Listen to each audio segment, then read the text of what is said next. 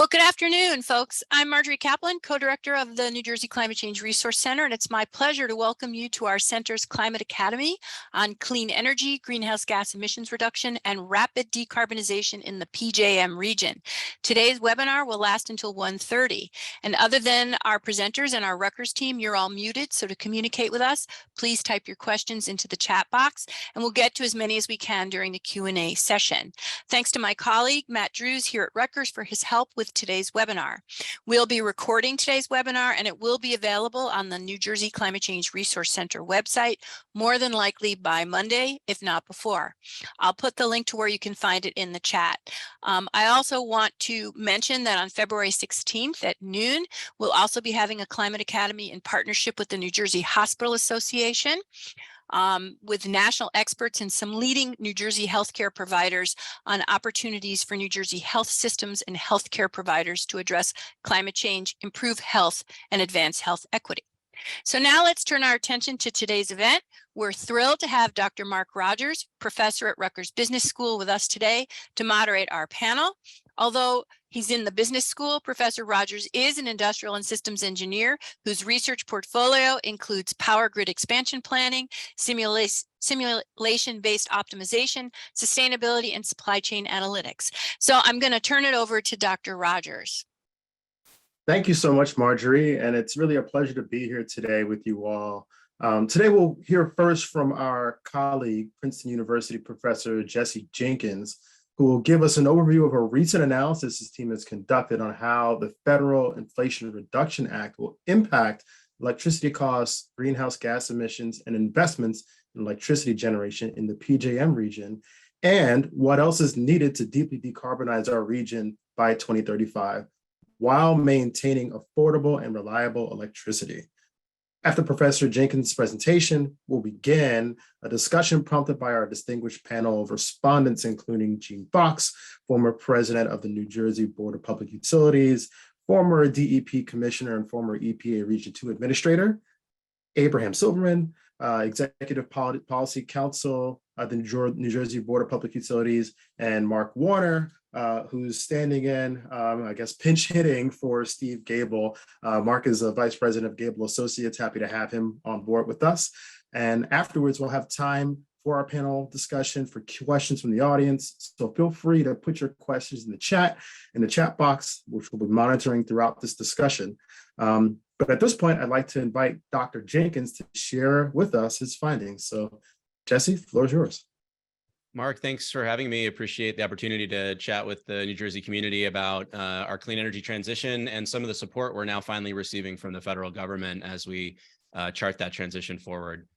So I'm going to share some results today, primarily drawn from a pair of analyses conducted by my group at Princeton, the Zero Lab.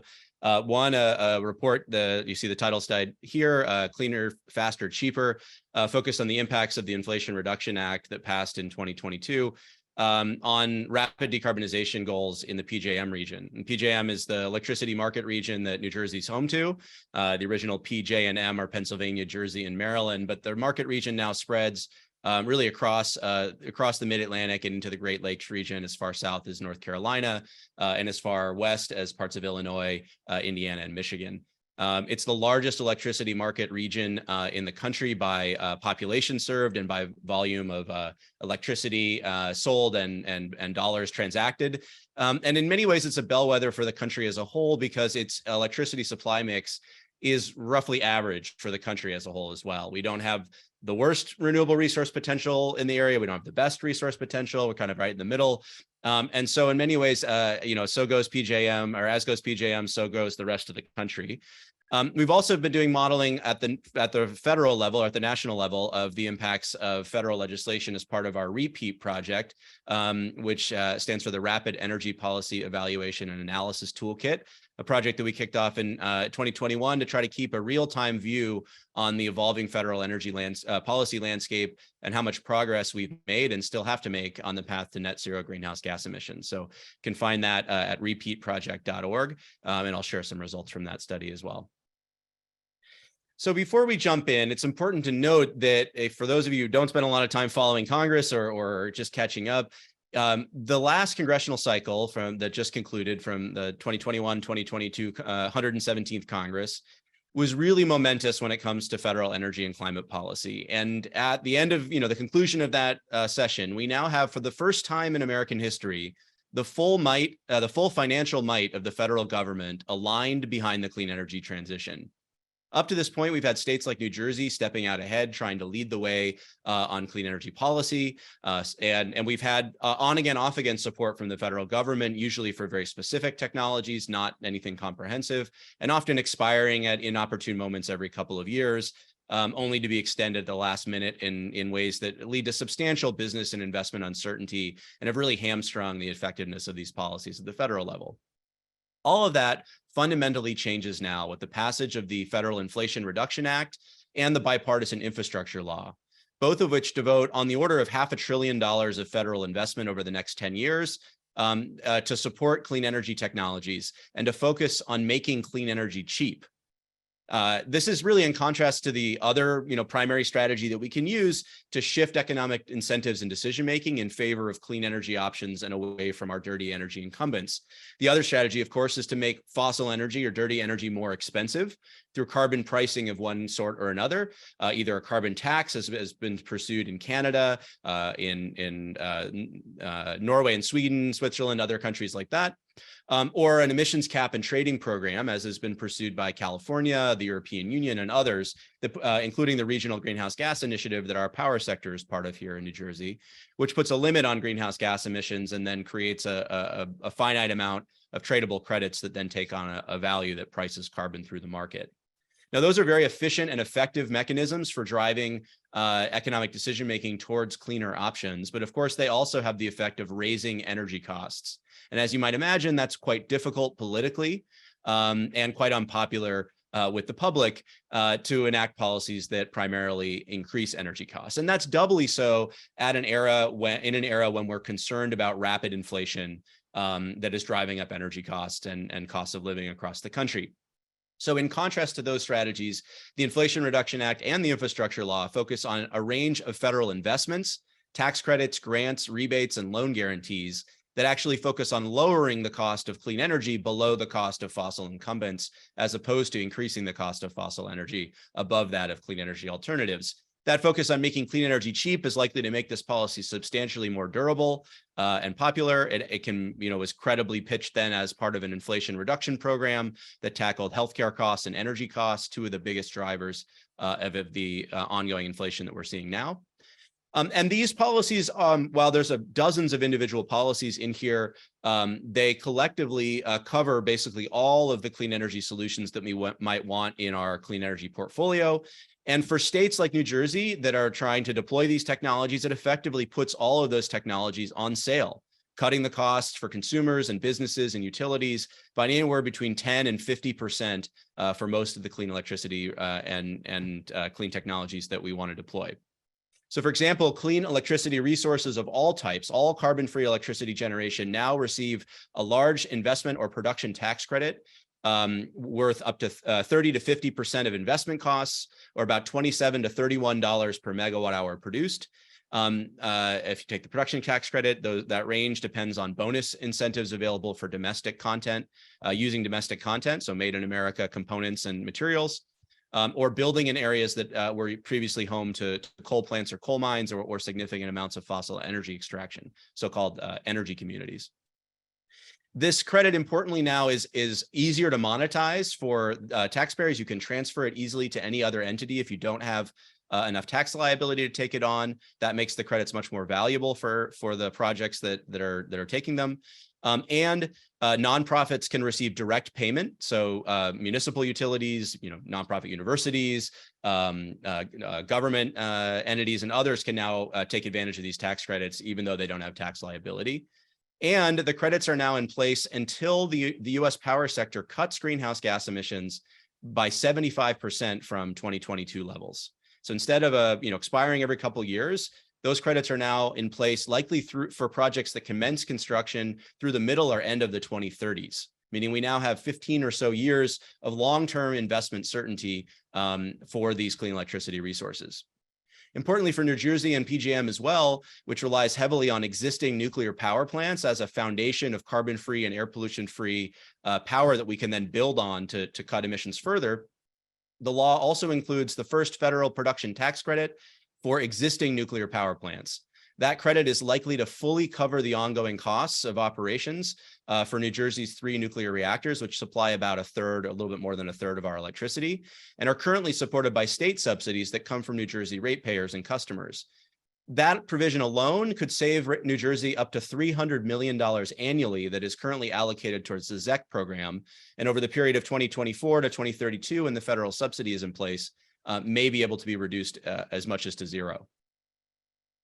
There is also new support for hydrogen production and clean fuels like sustainable aviation fuels. Those are new tax credits. There's enhanced support for carbon capture and storage, perhaps not a resource we'll rely on much in New Jersey, but elsewhere in the PJM region could become an important part of the portfolio. And then on the demand side, we're going to see accelerated drivers of electrification and also substantial air pollution reductions through electrification. Support for electric vehicles, both consumer or personal tax credits of up to $7,500 and business tax credits of up to $7,500 for light vehicles and up to $40,000 for medium and heavy duty vehicles like bus fleets, municipal waste, trash trucks or recycling trucks, any other kind of heavy duty vehicles, including long haul trucking and medium and short distance trucking. And so that's going to dramatically accelerate electrification of transportation. And then on the building side, there's support for energy efficiency and electrification as well, both tax credits as well as direct grant programs that were administered by states that are designed to flow to low and middle income customers that can't otherwise take advantage of tax credit programs. So really a broad range of incentives for all of the kinds of resources that New Jersey has been trying to turn to decarbonize its electricity system and its economy, as well as support, particularly in the infrastructure law, for advanced technology demonstrations that help catalyze the next generation of technologies we need in the 2030s and 40s to drive all the way towards a net zero emissions economy. In addition to these important policy measures that are designed to drive down the cost of clean energy, the Inflation Reduction Act is also trying to achieve another range of other important policy goals that will distribute direct near-term benefits to communities across the United States that has the potential to reshape the political economy of the clean energy transition if executed effectively. For example, we're going to drive down the real cost of clean energy technologies over time through both demonstration funding for first N-of-a-kind projects in the infrastructure law, and then early market deployment opportunities over the next decade that will drive innovation and maturation of important clean energy technologies like advanced nuclear, carbon capture, carbon removal, sustainable aviation fuels, hydrogen, et cetera, that we need to be ready for wide-scale deployment in the 2030s and 2040s. But if we don't build them at scale now, they won't come down in cost and won't be ready for prime time when we need them in the 2030s. We know we can drive down the cost of clean energy through these kinds of programs. We've driven down the cost of wind power by about 2/3 over the last decade, and the cost of solar PV and batteries by about 90% through these kinds of early market deployment supports.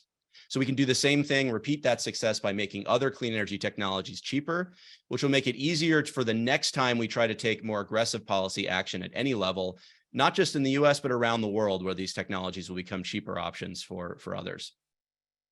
Additionally, the bill provides robust support for the development of American manufacturing and supply chains in solar, wind, battery, and EV components and assemblies, as well as critical minerals processing. That's important to relieve supply chain constraints that might limit the growth of these technologies, and is already driving tens of billions of dollars of investment and hundreds of thousands of jobs in manufacturing across the United States, providing a wide range of sectors and communities a direct and tangible economic benefit from the clean energy transition. There's a package of environmental justice provisions as well that are designed to drive reductions in harmful pollution in environmentally overburdened communities and to ensure more equitable access to clean energy solutions like renewable energy or energy efficiency or electrification, while improving public health and climate resiliency. The funds are up to $60 billion for a variety of programs targeting environmental justice goals. And then finally, through a set of direct grants and loans, as well as bonus tax incentives for clean electricity deployment, the bill is intending to drive substantial investment, what we estimate is likely to be on the order of hundreds of billions of dollars over the next decade, in communities that today see their economic future tied to the fossil energy economy. And now we'll see substantial new investment from the clean energy economy, which is likely to change their sense of economic stakes in this transition. So all of these programs are important to keep in mind too. These are, a range of objectives that the policy is trying to achieve. And this package of goals, driving down the real cost of clean electricity and clean energy technologies, distributing broad economic benefits across the country, and helping reverse environmental injustices and improve tangible improvements in quality of life and public health in environmentally overburdened communities, will help link this policy to real tangible improvements in our lives in communities across the country. So since the bill is funded largely by enhanced IRS enforcement and a new corporate minimum tax, as I sum up the Inflation Reduction Act in a short nutshell as billion-dollar corporations and people who've been cheating on their taxes, paying for all of us to get cheaper, cleaner energy and to manufacture more clean energy technologies here in the United States. That's the summary of what this bill does. You and I aren't paying for it unless you've been cheating on your taxes. But billion-dollar corporations that haven't been paying a corporate minimum of 15% or more in their taxes, and people have been trying to evade their taxes and will be caught by the IRS through expanded enforcement, are funding the range of clean energy investments in this bill.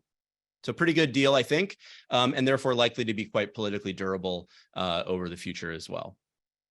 What does it mean for our greenhouse gas emissions? The REPEAT project has been looking at this carefully, modeling the entire energy system across the continental United States. You can see that our greenhouse gas emissions in a BAU trajectory, or a trajectory before passage of the Inflation Reduction Act, are on a downward slope. We've already cut emissions by about 1 billion metric tons. We might see another about 0.8 billion metric tons of reductions without passage of the Inflation Reduction Act by 2030. That still leaves us, though, a very substantial gap from our goal of that President Biden has committed the country to, and is consistent with a net zero transition by 2050, of cutting our greenhouse gas emissions to half of our peak levels by 2030. Without passage of the Inflation Reduction Act, we faced a 1.5 billion ton annual emissions gap in 2030. Now, states and regulations could help state action and regulation could help fill some of that gap. But without additional federal legislation, my view is that this was an unbridgeable gap, that we would fall short fundamentally from our clean electricity, our clean energy transition goals and our emissions goals. Fortunately, passage of the Inflation Reduction Act shifts this curve substantially downwards and cuts annual emissions by an estimated 0.6 to 1 billion metric tons per year, driving emissions down to somewhere between 36 and 42% below 2005 levels. These are new results forthcoming from REPEAT project, our final analysis that updates all of our assumptions and analysis after initial passage of the law. Our preliminary results are more on the optimistic end of this range, at about 42% below 2005. And in scenarios with greater constraints on the scale up of clean energy and electric vehicle transitions, we see slower progress and fall in that 36 to 38% range that you can see at the top of the chart here. So a range of outcomes, but substantial reductions from the previous trajectory. It does, however, leave us, it also cuts emissions, I should say, by about 4 to 6.7 billion tons cumulatively over the next decade. So substantial cumulative savings in greenhouse gas emissions. That's important because cumulative emissions are what drive climate change. CO2 in particular lasts in the atmosphere for centuries timescale. Now, of course, this still leaves a substantial gap of about 500 million tons to 900 million tons of additional reductions that we'll need to achieve to reach our 2030 target of 50% below peak levels. So there's substantial additional work to do, but somewhere on the order of half to 2/3 of the emissions reductions that we needed to see have been delivered by the Inflation Reduction Act. Additionally, by driving down the cost of clean energy and other climate solutions for everyone, the Act also lowers the cost of compliance with any future federal, or I should say state regulations as well. That's an important part of the calculus because any new regulation that's proposed has to typically go through some kind of cost-benefit analysis and feasibility or economic test that considers the economic burden placed on regulated industries or businesses or households to comply with the new standards. By lowering the cost of, say, electric vehicle adoption for tailpipe emission standards, or carbon capture, or energy efficiency improvements for industrial or power plant emission standards, This act makes it easier for the EPA and others at the state level to adopt more ambitious targets and standards for from regulation that can help us close more of this gap. And at the same time, it importantly makes it easier for every other level of jurisdiction or action from companies that are making net zero pledges to city governments or state governments like New Jersey's to increase their level of climate ambition.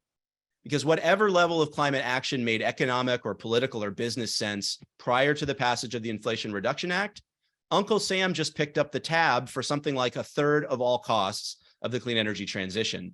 So whatever made sense before, we should be able to increase our level of ambition now that the federal government is picking up a big chunk of this cost. So that's exactly what we looked at in the report, Cleaner, Faster, Cheaper, focused on the impacts of the Inflation Reduction Act for rapid decarbonization in the PJM footprint, which we released in the end of December. Thanks to the Inflation Reduction Act, we find that we can now cut emissions in the PJM region by somewhere on the order of 80 to 90% from recent levels by 2035, while keeping electricity costs comparable to or lower than we've paid in recent years. So let's break that down. If you see the red line at the top here, these are PJM-wide CO2 emissions under the previous policy environment without passage of the Inflation Reduction Act. So you can see they're basically flat over the next decade. And a little bit above our recent 2019 to 2021 emissions levels of about 320 million tons, and the dashed orange line there. With passage of the Inflation Reduction Act, we see substantial reductions through 2030 of about 36% without any additional policy at the state level across the region. Now that tends to rebound going through 2035 as federal support for the nuclear power plants across the region expires under current law, and we begin to see more economic retirement of existing reactors at the same time that we see more rapid electricity demand growth due to the adoption of electric vehicles and heating electrification and the like. And so that combination means that we end up with a rebound in emissions without further policy action. Now, we also explored two scenarios of notional additional state and regional level policy. Clean electricity standard that would reach an 85% clean electricity share across the region by 2035, and a cap and trade program that would reduce emissions to 90% of current levels by 2035. And those are the green and blue lines. And so you see we can continue emissions reduction progress on a steady downward trajectory, achieving deep decarbonization goals of 80 to 90% reductions by 2035 under those sorts of policy scenarios. Fortunately, thanks to the passage of the Inflation Reduction Act, the cost of this additional state action is now quite affordable.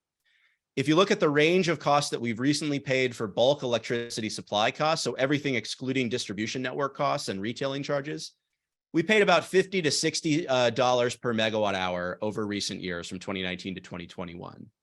And you can see that across a range of these scenarios, all of our scenarios have lower costs than we paid in 2021 and comparable to or lower costs than we paid in 2019, even through 2035 as we achieve those deep decarbonization goals.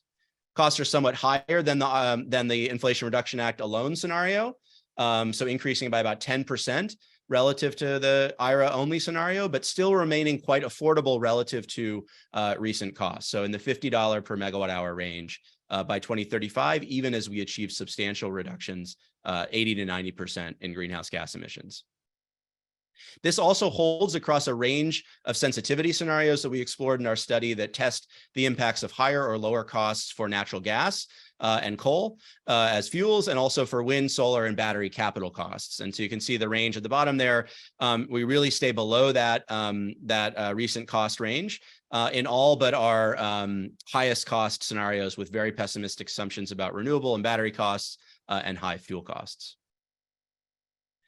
From a New Jersey perspective, Senator Bob Smith, the chair of the Energy and Environment Committee, recently introduced legislation that would accelerate New Jersey's timetable to reach 100% clean electricity from the current goal that Governor Murphy has laid out an executive order of 100% by 2050 to a much more near-term timeline of 100% clean electricity by 2035.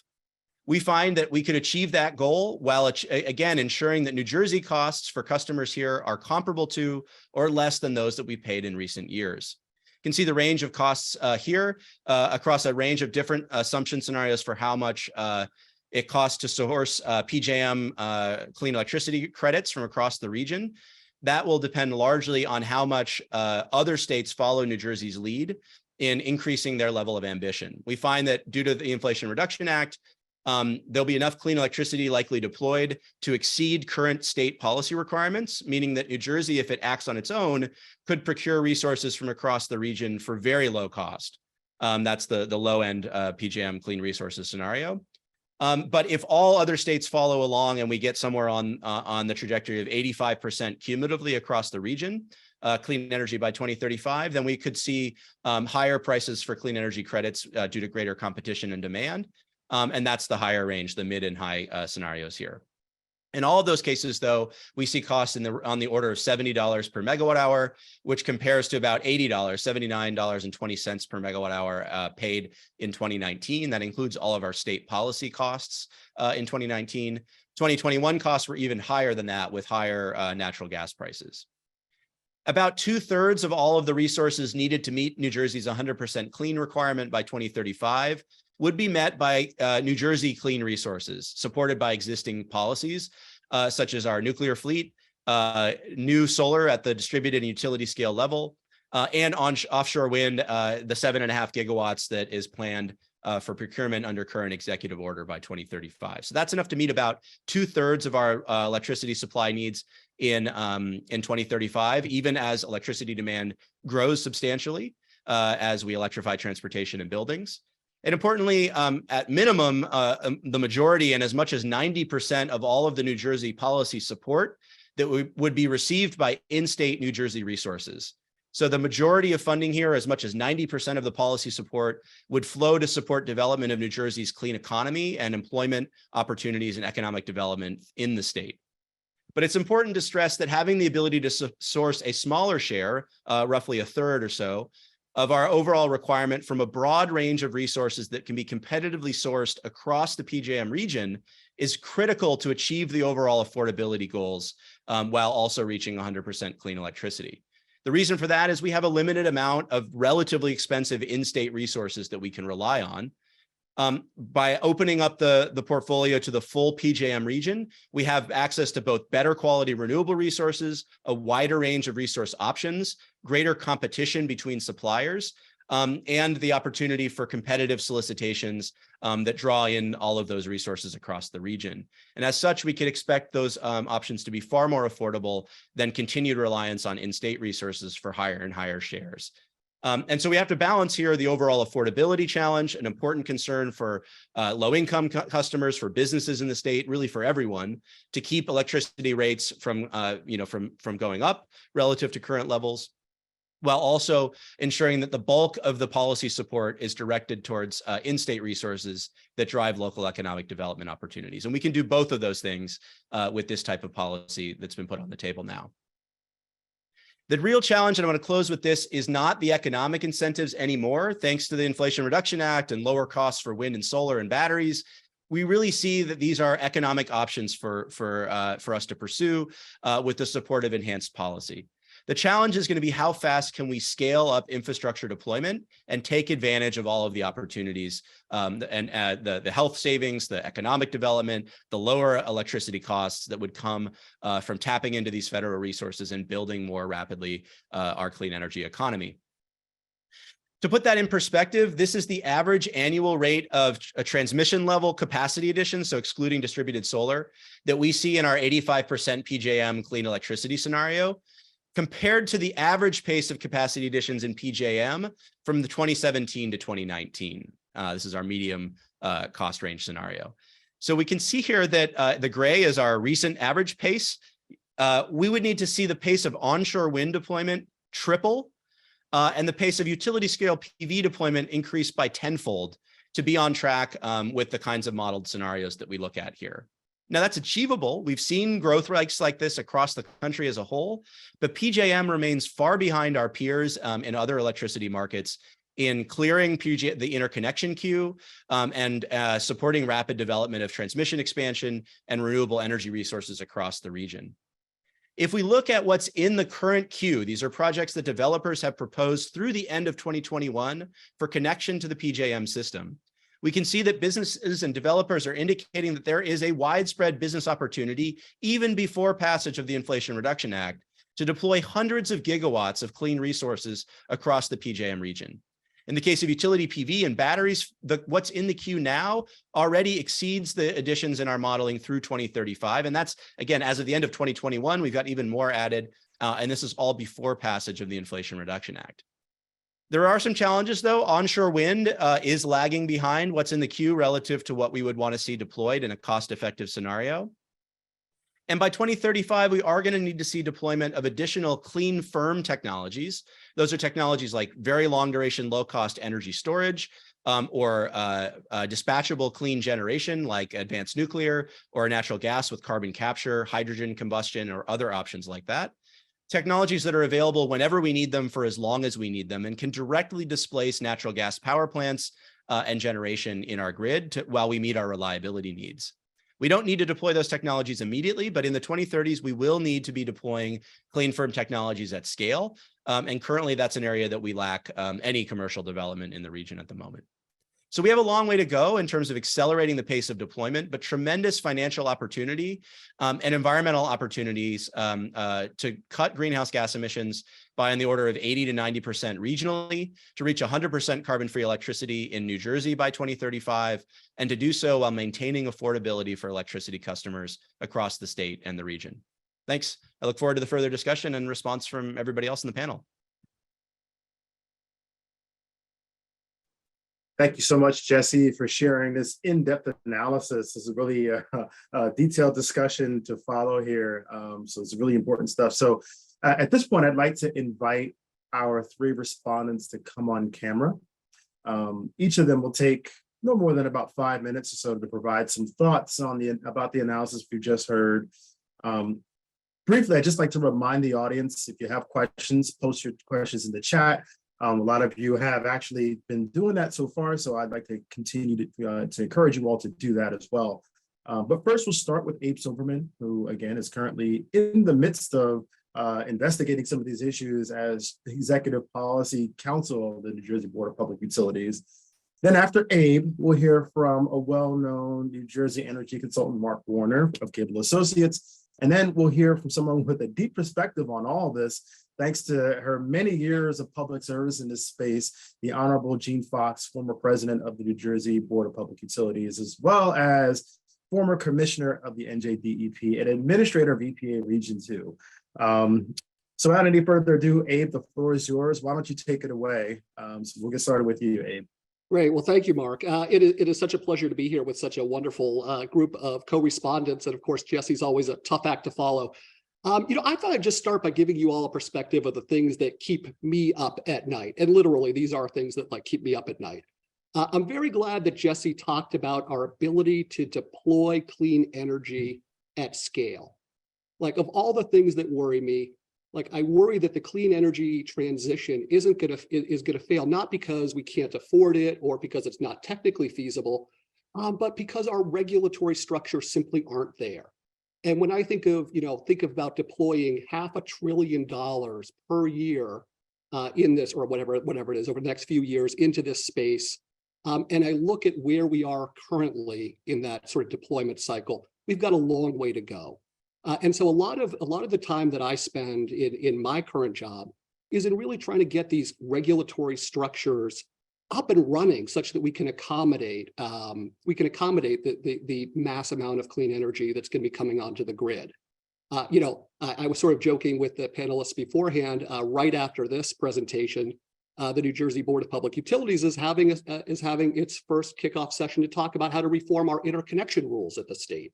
And these are these critically important and excruciatingly boring rules that govern how a generation resource actually hooks up to the grid, how the utilities handle that, how they study it, and how we actually make this stuff happen. So that is definitely one piece of it. Another piece of what we worry a lot about is making sure that this transition is affordable. And in particular, it's affordable to low and moderate income customers, which we define as about 300% of the federal poverty line. And so as we look at the clean energy transition, we see massive potential for savings for customers that go and adopt things like energy efficiency, that move their heating from natural gas to electric, and who invest in electric vehicles. All those things tend to drive down total costs of energy. But of course, those are also things that are largely available to the wealthier folks. And so we spend a lot of time thinking about how to make sure that this transition is affordable for everyone.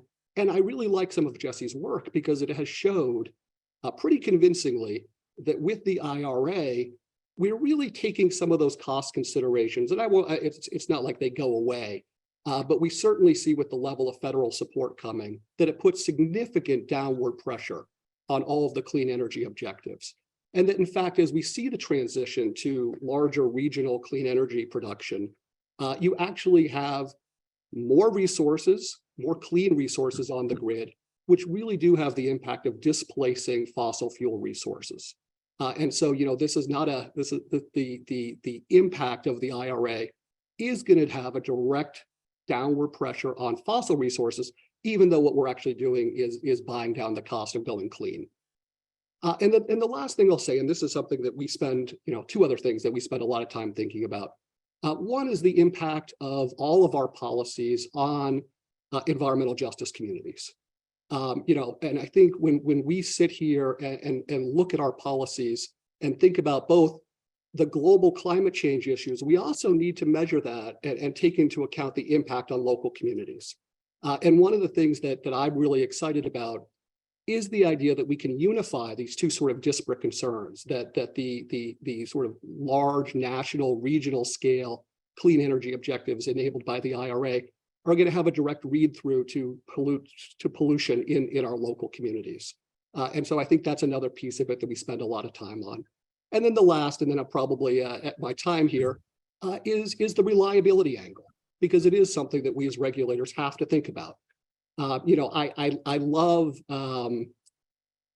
Robert Caro wrote this book about Lyndon Johnson, and he talks about, probably the best chapter in the book is chapter 2, where they talk about the effect that rural electrification had on people's lives in rural Texas, how things like washing machines and just, lighting and everything else really fundamentally changed people's lives.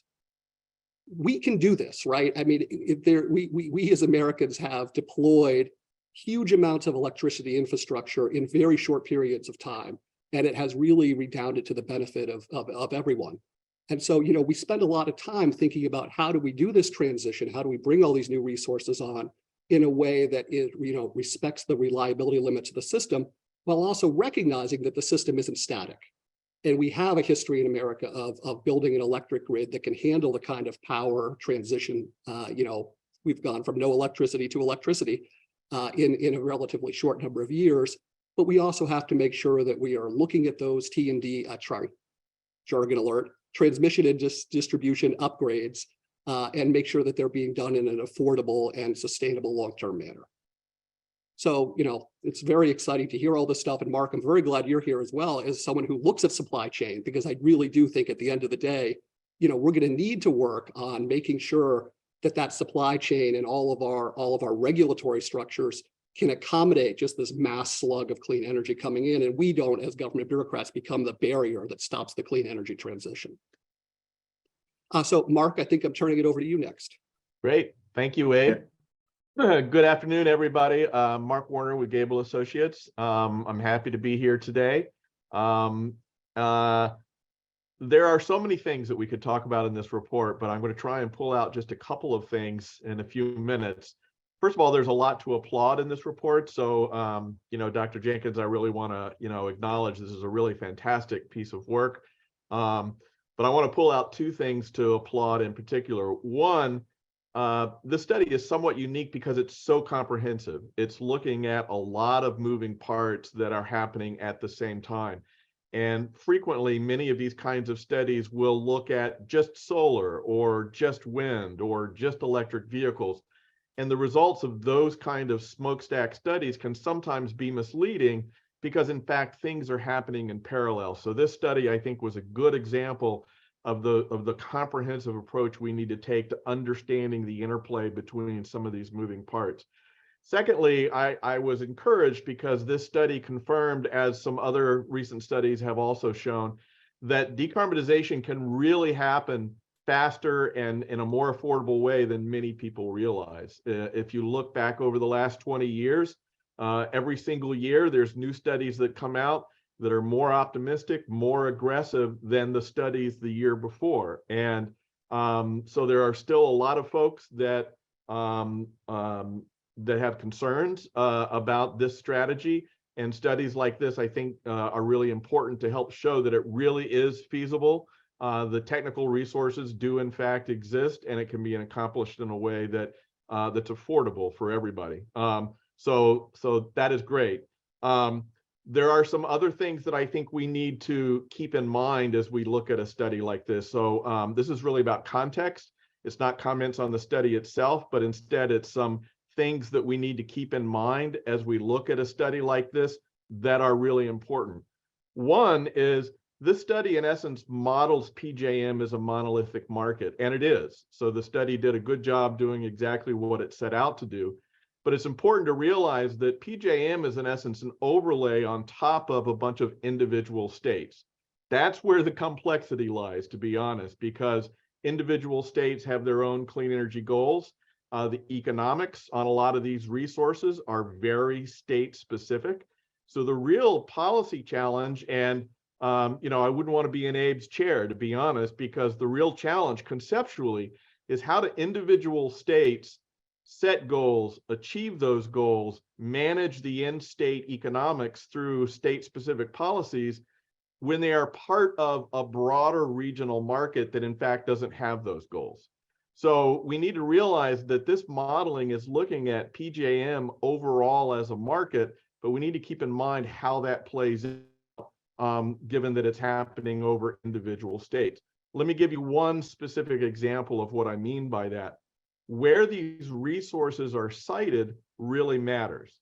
So let me just give you a hypothetical example to illustrate that point.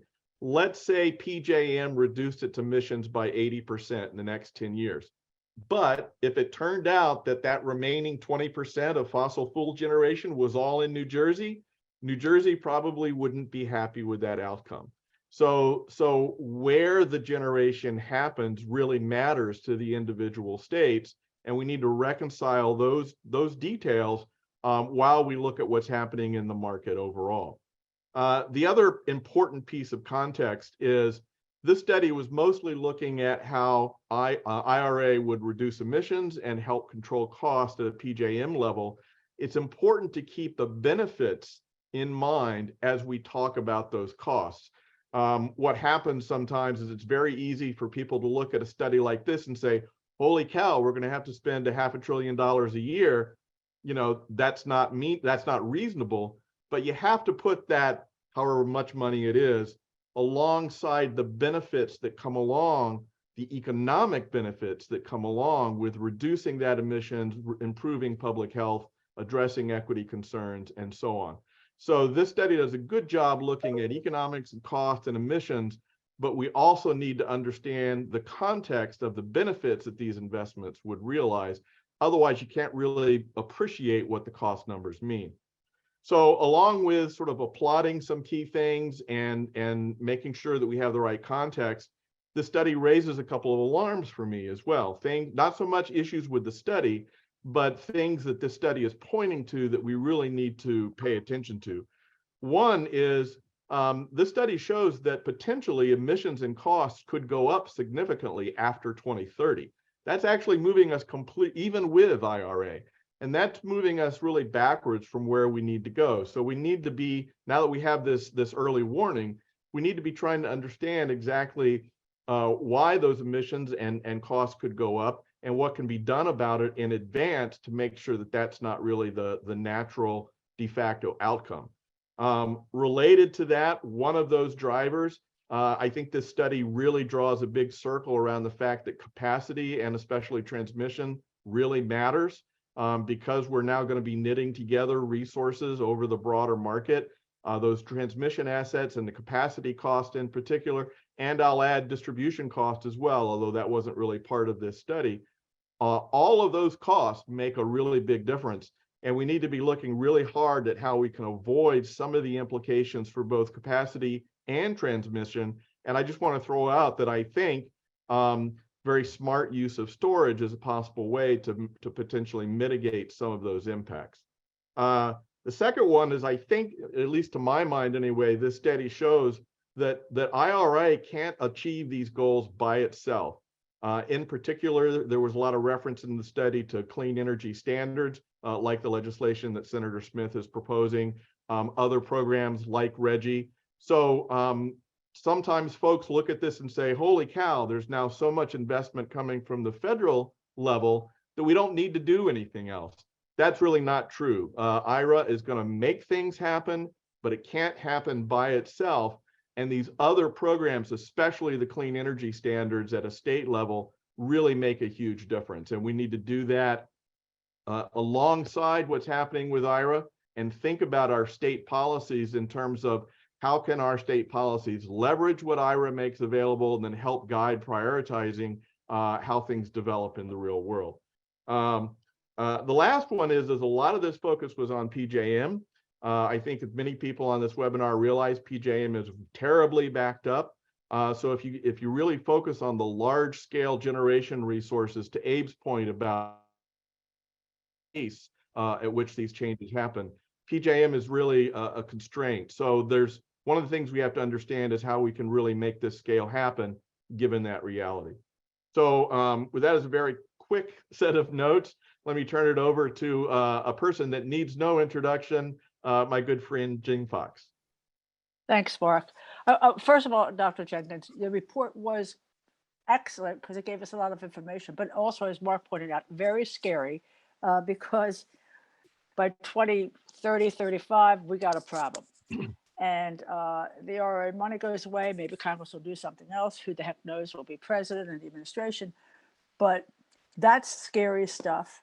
And that the IRA isn't solving the issues. We've got other issues. It certainly is speeding up what we need to do. But the report also points out we have to do a heck of a lot more to achieve our clean energy goals, not just in New Jersey, but around the PJM region. I think one of the major problems is, as Abe pointed out, the regulatory structure is not there. It is a problem that I noted probably 20 years ago. PJM, as we all know, was set up for completely different purposes. It is a very well run, very reliable. It stopped the blackout from 2003 going from New York into New Jersey. It's well run that way. However, I've said for at least 20 years, the governance structure has a lot of problems. It is run by a board that's chosen by the members committee, which are in fact the companies and the people who make money off of what they sell, whether it's the utilities, the transmission owners, or others. The states were not involved in that. When they set up PJM, decision was made before I was involved, not involved. I note when MISO was set up, we in PJM told the MISO commissioners, you need to be involved in this. And with all honesty, as I think everybody here knows, the OPSI states, I was involved with setting up OPSI back in, I guess, 2005 or whenever it was.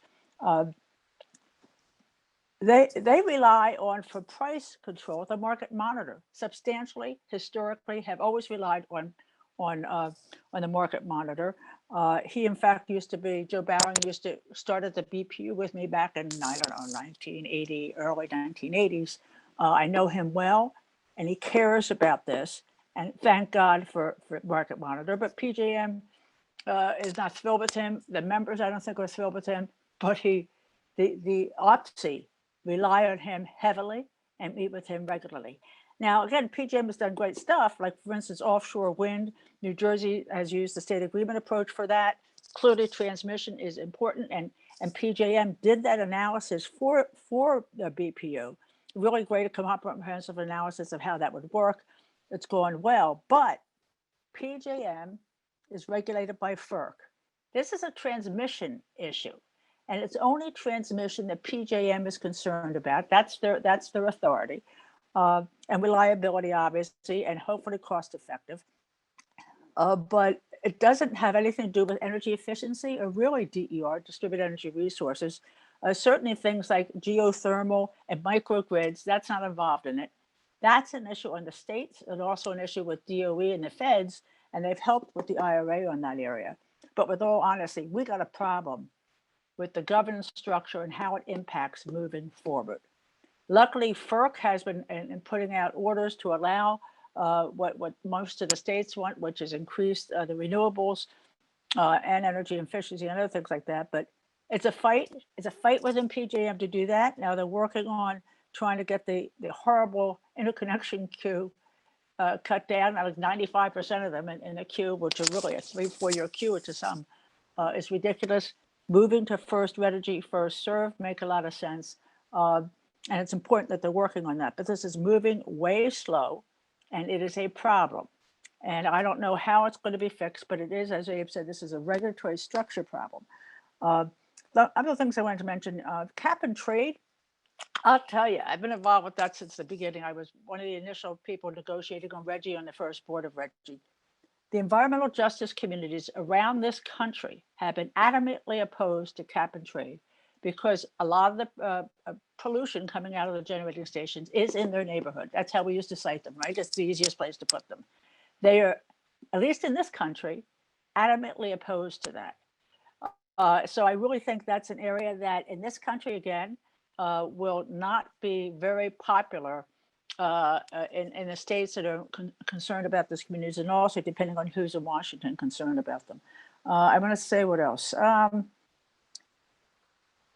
The report notes that the return to acceleration is what we need is clean, firm resources, and we need to do that much earlier, and we need to do that in 2030, 2035, or we're going to have this horrible increase in emissions. And that's an issue that really we need to focus on. Also, the distribution costs, as I think Mark mentioned them, but the distribution costs aren't included in this. It's really on the transmission costs.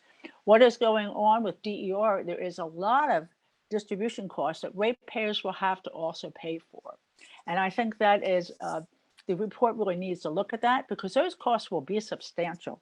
And as I think most people know, working class Americans and the lower class, their rates are sky high, and that has to be factored in. And I think most people at PJM don't understand that. I think most state commissioners do. I will stop there now, but there's a lot we could go on for hours, but we won't. Thank you. Thank you so much, Jeanne, and to the other panelists, Abe and Mark. So Jesse, I want to kind of put the spotlight back on you again. There was a lot of things that were discussed in here from the panelists. Is anything that you wanted to kind of respond to or just weigh in on a little bit more? I know you gave a pretty long explanation here in the presentation that was really detailed, but based on the discussions, anything you want to jump in at?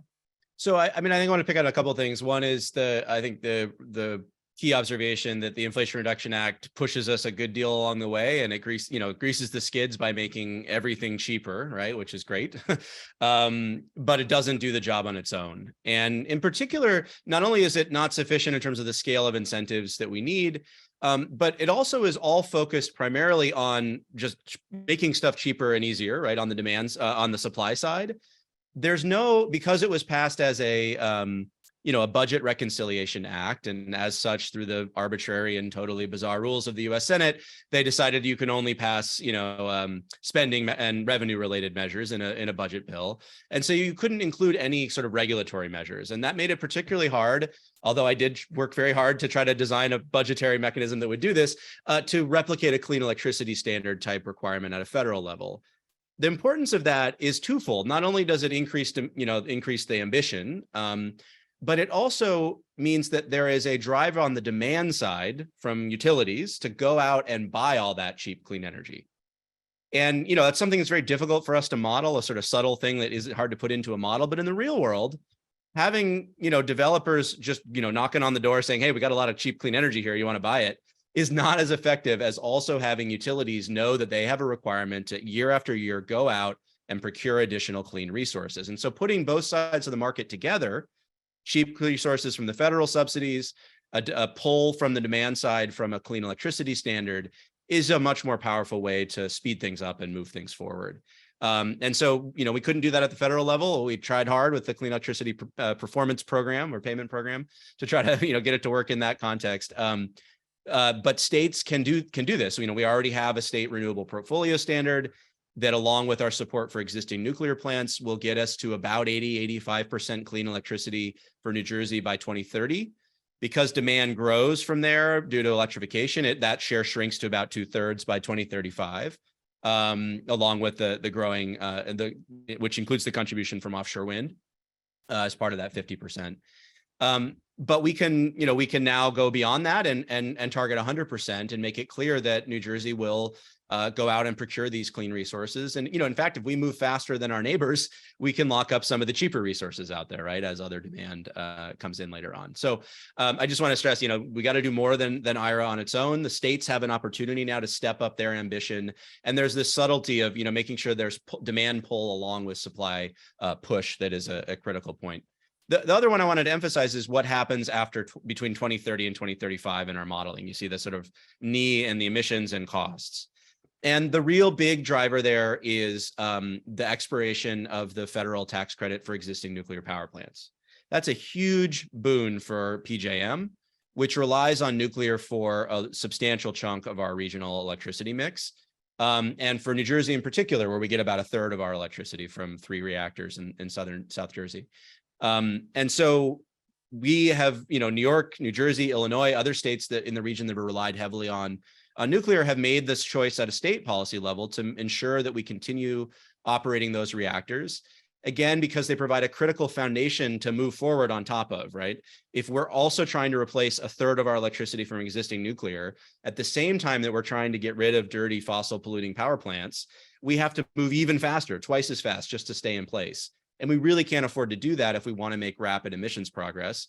And if you sort of stack up the relative costs of these resources, they're quite affordable relative to new clean resources, right? So somewhere less than $15 per megawatt hour. The regional REC prices have been in the sort of $15 to $20 level, and they'll go up if we look at state resources they're much more expensive than the regional price. So it's a good deal, and it allows us to build and make progress. Now, the good news is the federal government's going to pick up the tab for that, but only from 2024 to 2032 under current statute. I would say I would be surprised if that subsidy goes away entirely in 2033, right? And once a subsidy like this that has broad benefits for, dozens of states across the country is put on the books, it has a tendency of sticking around. But we can't count on that. And so I do think it's important to put state policies in place that will ensure the continued operation of these plants. And that's what something like a clean electricity standard or a stronger regional emissions cap would do, because these are going to be part of the cost-effective mix to meet those goals. So that's the real big driver of that, and it happens to hit at exactly the same time that demand is kind of growing more rapidly. Because if you think about the adoption of electric vehicles or heat pumps, there's both an S curve to the adoption rate, right? You get some early adopters that start on, and then it really takes off. We're probably getting into that steep part of the curve for EVs, but are behind that for heat pumps.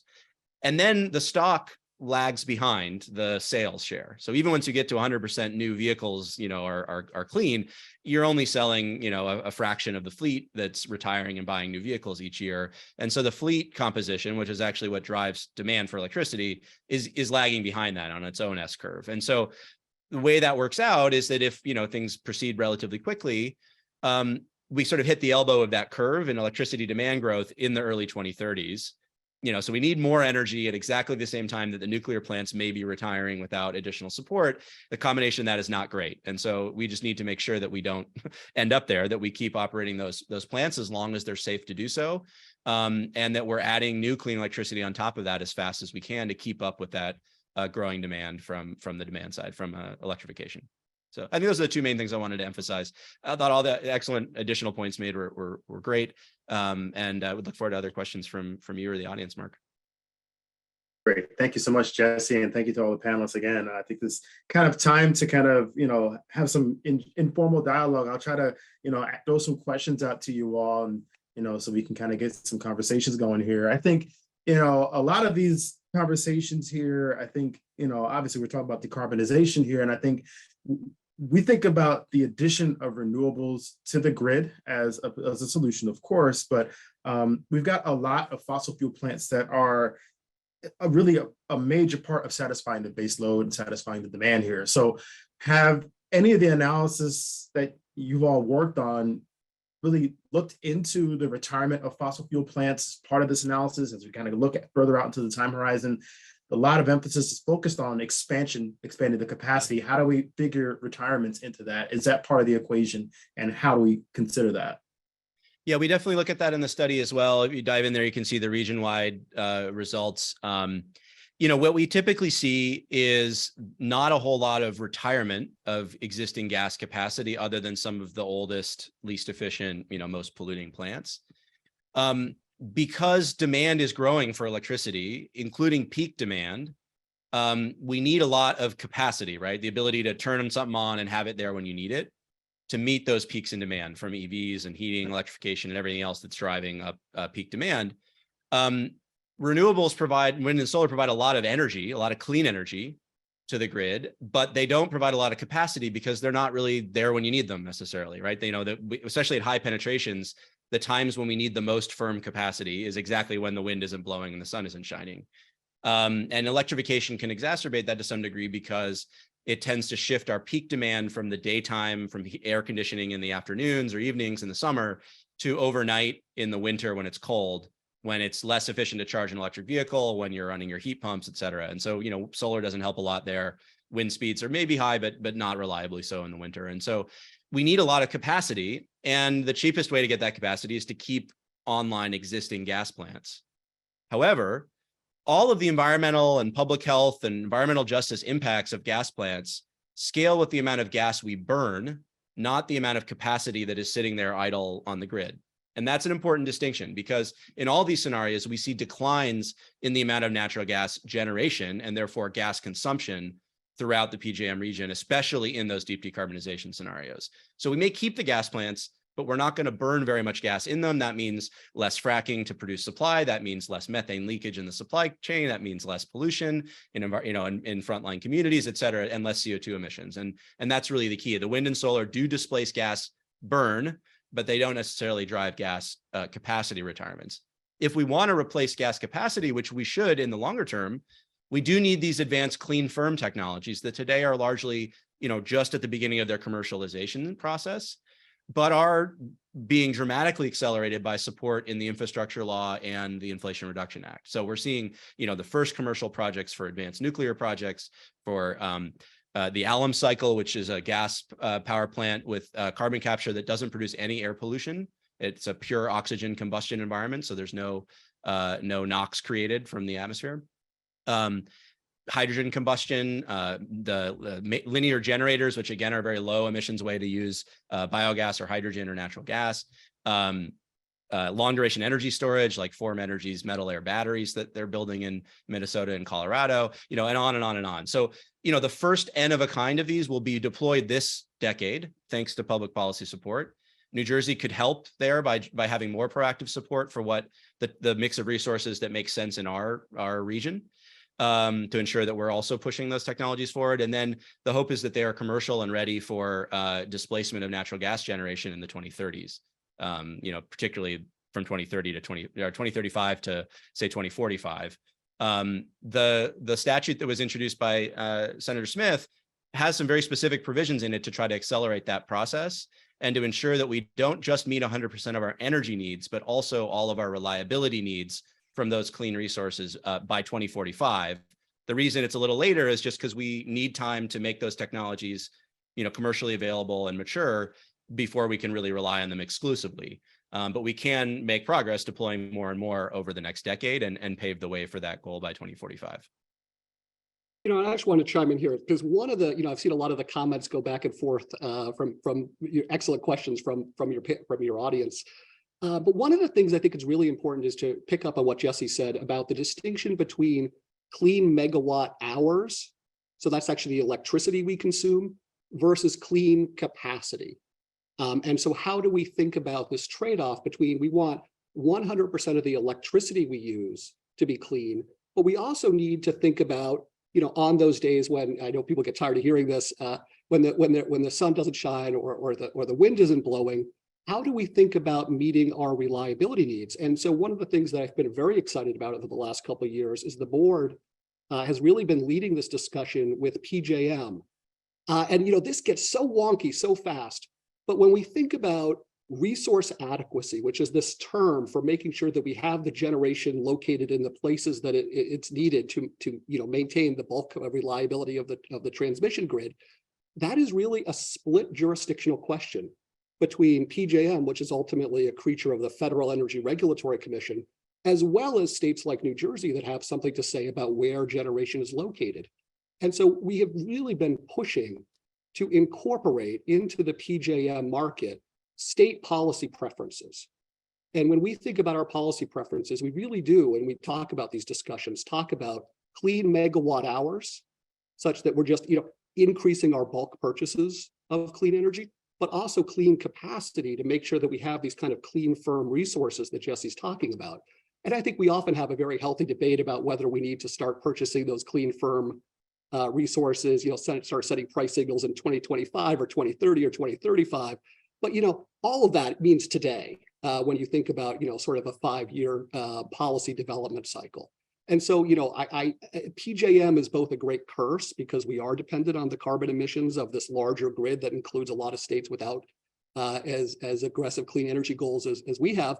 But it also is a great opportunity because if you can decrease the average emissions across the PJM footprint, you really are,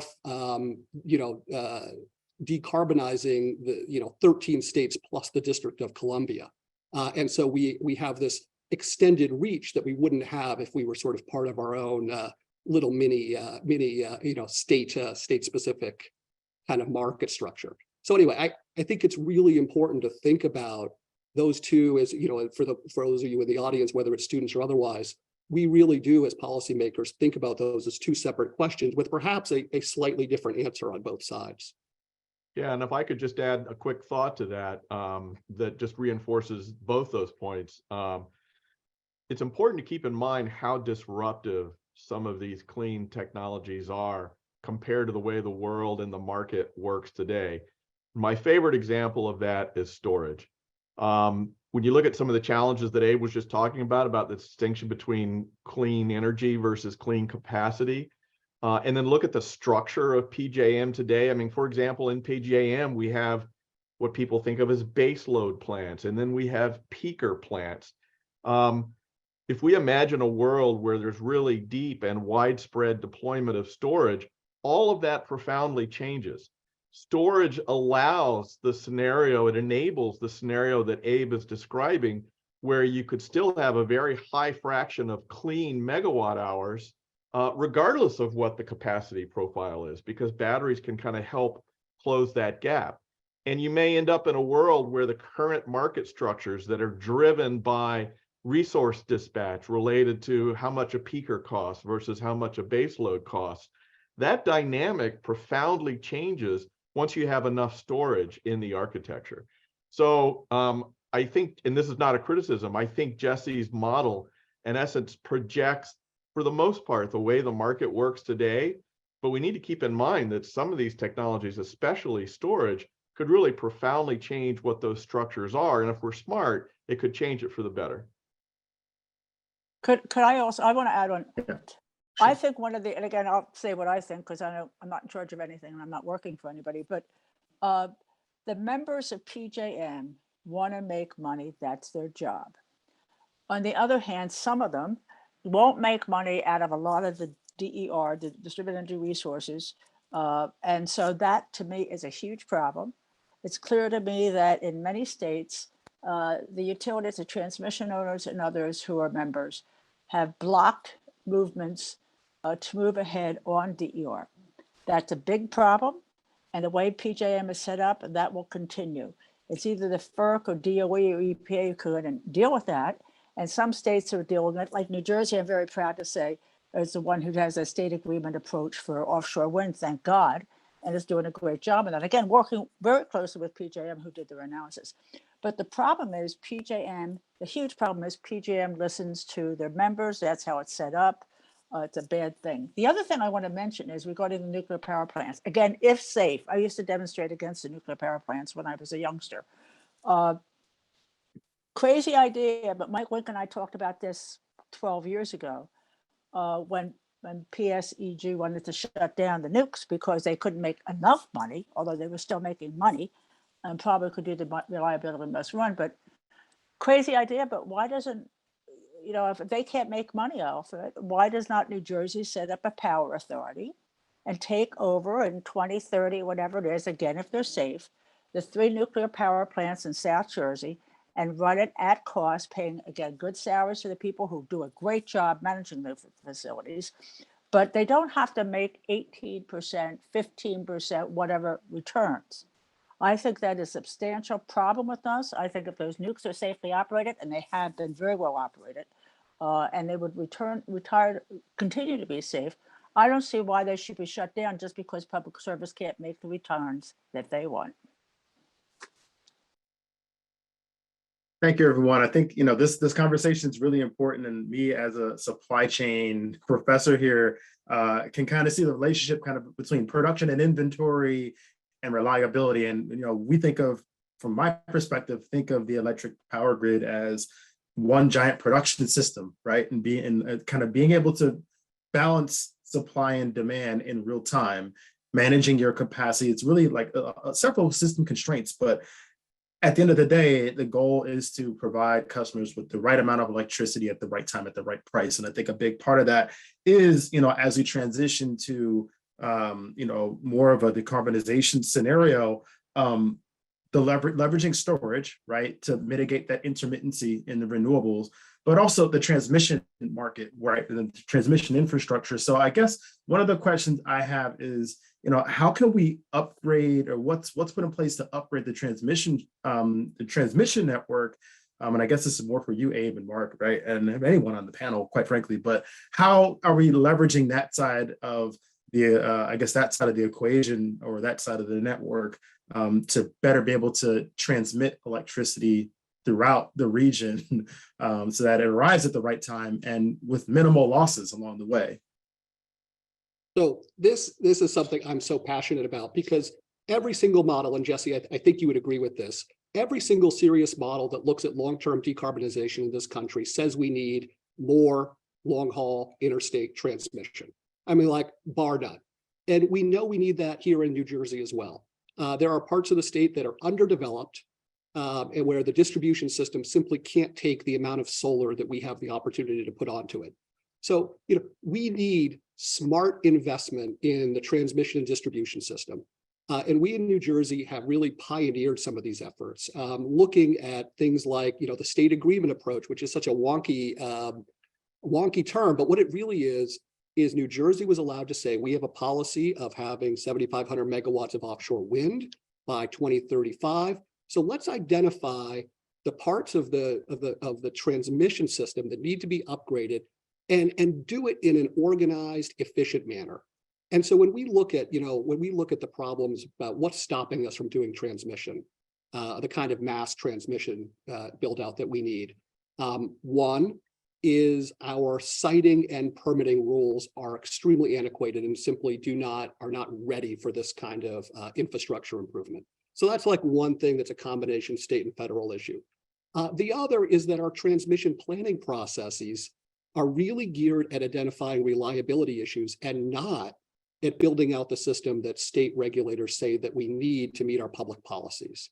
And so there's this whole parallel battle going on, largely at PJM and at the Federal Energy Regulatory Commission, and to a limited extent in Congress, where we're really trying to modernize the planning processes such that states can identify their transmission needs, and then have the ISO, this is PJM, the other regional grid operators, come in and plan the system in a holistic manner.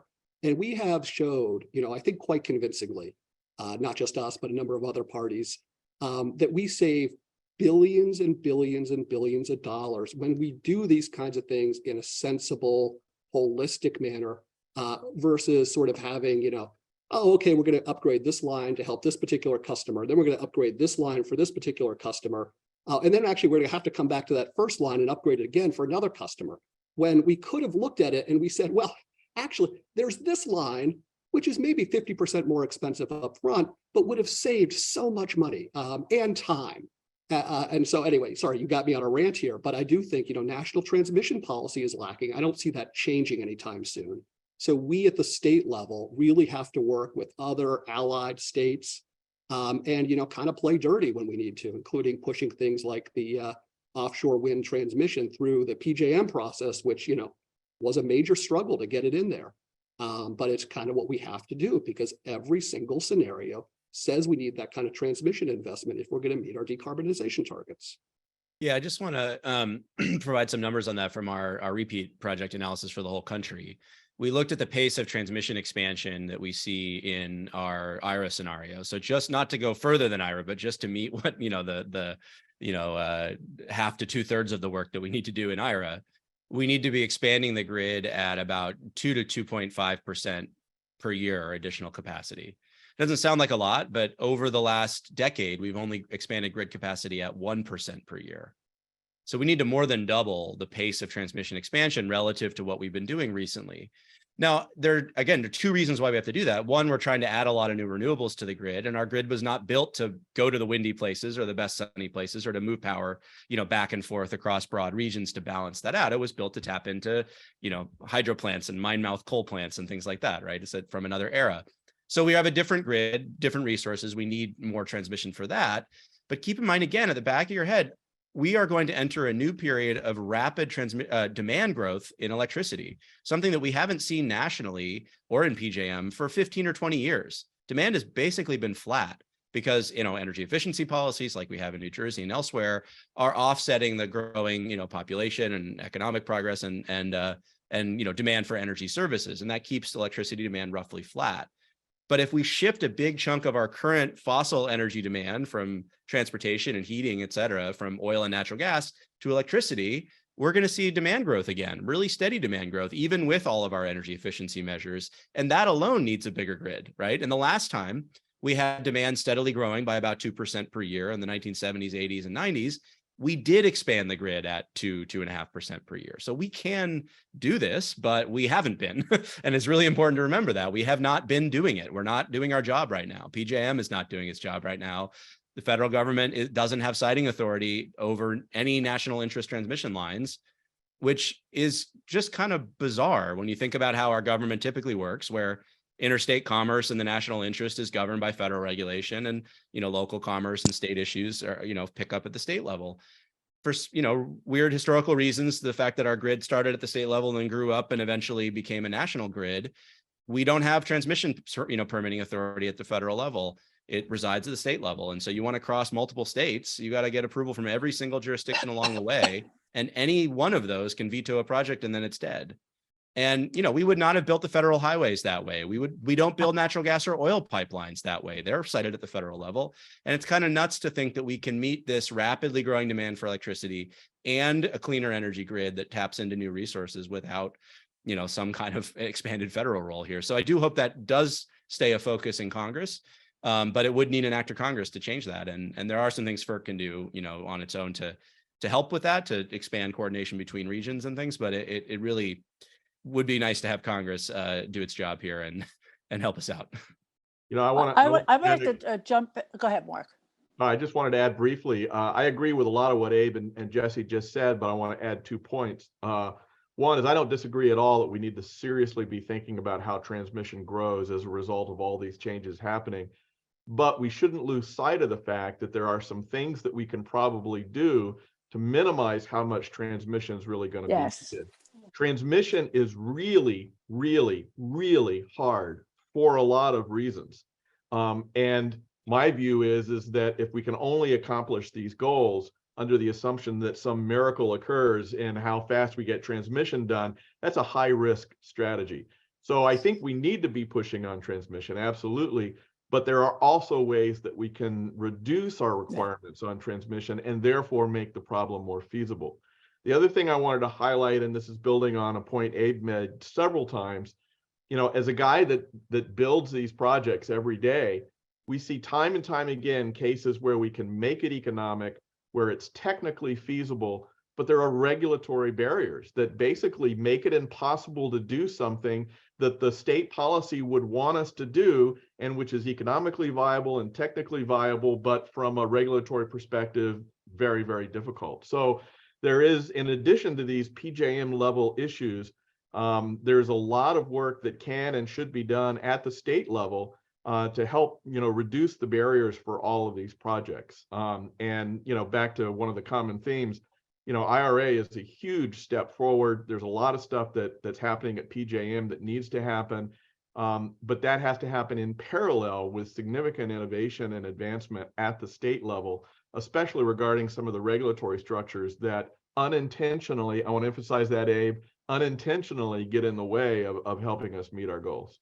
Yeah, and we may also Okay, see, I need go to ahead. make Go a ahead, Jeanne. point. I need to make a point on transmission alternatives. We need to, and we haven't discussed it at all.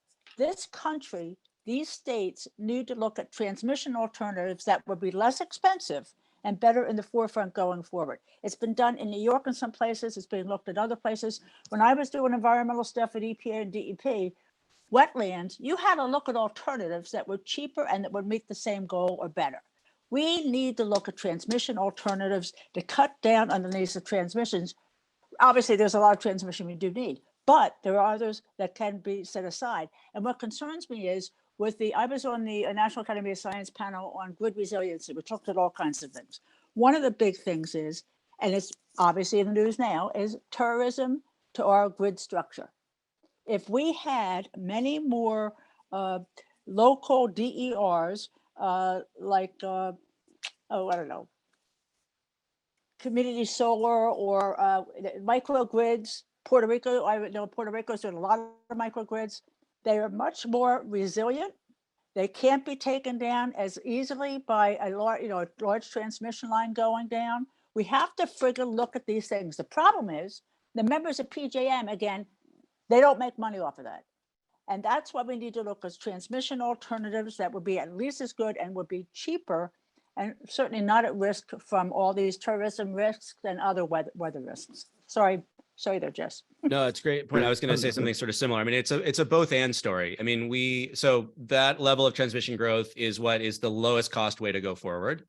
There are other slightly more expensive ways that could reduce transmission substantially, probably, but not to zero, right? So, we're going to see big demand growth, big peak demand, new wind and solar resources we have to tap into. We need a bigger grid for that, even with the extensive use of co-location of energy storage. The renewable sites can reduce capacity, transmission needs by maybe 15 or 20%.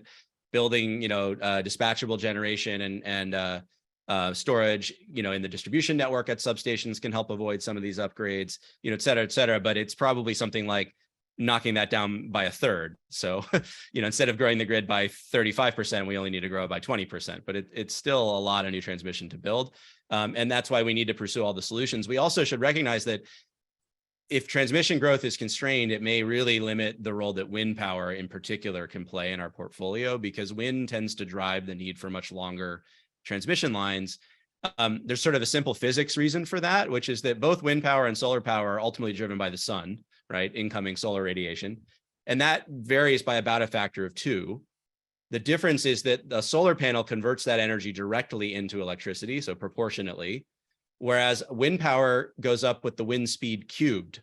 And so you get to a twice as good wind site, and it's actually 8 times better power production.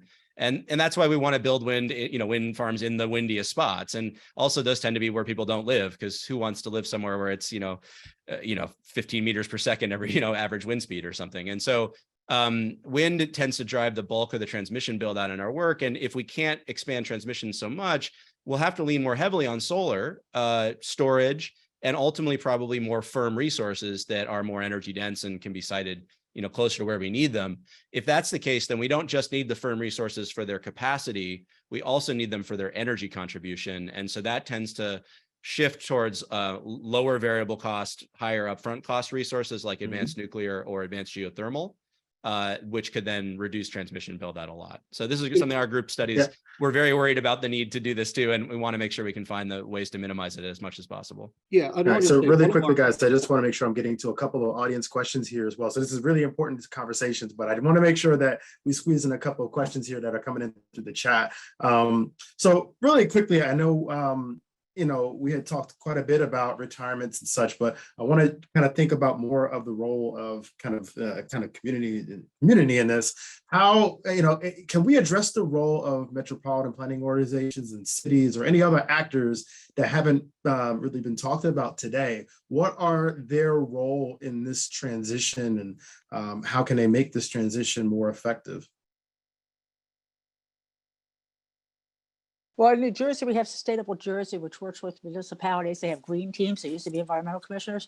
And what that is, they make it very local for towns in New Jersey, municipalities, to actually concentrate on specific projects. Something like that, which grassroots based. And I'll tell you, certainly in many of the states in PJM, you do have that possibility, because that grassroots effort that's organized kind of on a state basis is a great thing to do. Yeah, and I will just say, my sense is a lot of our public policies are first tested in the public sector. And so when we have schools, municipalities coming and demanding solar panels, when they come in demanding electric vehicle infrastructure, that's like really good. Because, they're wonderful test beds and they're wonderful drivers of public policy. Community solar absolutely is another one. Yeah. So we actually spend a lot of time at the board trying to make sure that our policies work for municipal entities. And and there's a lot of really complicated stuff that goes in there. I would not wish municipal contracting rules in New Jersey on my worst enemy. But it's like you ask, like what you can do. Get your town council to write and call and tell us, hey, we need more funding for things like community solar. We need more funding for things like electric vehicle depots. And I'm going to sit there, in my professional job and say all the reasons why, well, we have to be very careful and everything else. And, it's going to be tough. But yeah, let's hear it. I mean, it's great when we see these programs coming in. Obviously, cost and feasibility and timeline all matter. And you can take about 20% extra money whenever you're doing something as a municipality, because that's just what it costs to get it through the public process. But in terms of, at the end of the day, all the clean energy stuff that we do is driven because customers want it. And so any way that you can express that customer demand, I think is just incredibly important in driving the discussion forward. Yeah, I think it's also important to recognize that a lot of the funding in the Inflation Reduction Act can now be directly claimed by municipal governments in ways that they could not before. So used to be you put a solar panel up, you couldn't use the investment tax credit because you don't have any taxes as a federal, as a municipal entity. Now you can get direct payment of that tax credit as if you did pay your taxes and get it directly. The business electric vehicle tax credit, which can be used to electrify municipal fleets of all types, from light vehicles to buses to heavy vehicles used in all kinds of municipal agencies, you can transfer that credit now to the seller so that they can take it right off the purchase price of the bus or whatever. And so I think a lot of municipal leaders probably have no idea that is an opportunity out there. And so, as a citizen, as an individual, bringing that to the attention of your elected local officials could be really catalytic in driving that forward. But, the school board and their bus fleet, all these sort of local entities can go out there and take advantage of these credits now. Okay. Thank you so much, everyone. We're actually a little bit over time, right at 1:30. So I appreciate you all weighing in on these discussion points. I've tried to do my best to summarize some of the questions from the chat as part of the earlier part of the discussion. So I tried to kind of weave everybody's questions in as best I could, but really important discussions happening here. So, but on behalf of the New Jersey Climate Resource Council Center here at Rutgers, I'd like to thank all of you here today, all today's participants. Just don't forget, on our next Climate Academy, that will be February 16th, Thursday next week at noon, in partnership with the New Jersey Hospital Association. We've got some national experts and the New Jersey health system representatives discussing some opportunities for New Jersey health systems and healthcare providers to address climate change, improve health, advance health equity, and touch on some of the themes that we talked about even today here. But today's webinar recording will be available at the New Jersey Climate Center Resource Center's website by early next week. And again, thank you all very much for joining us and for weighing in here. I apologize, I couldn't get to everybody's questions in the chat. There were a lot of really important and timely questions, but appreciate you all for participating in the conversation and the discussion here. And we hope to see you next week. That was great fun. Thank you. Yeah, thanks everyone. Thanks, everybody. Thanks, everyone.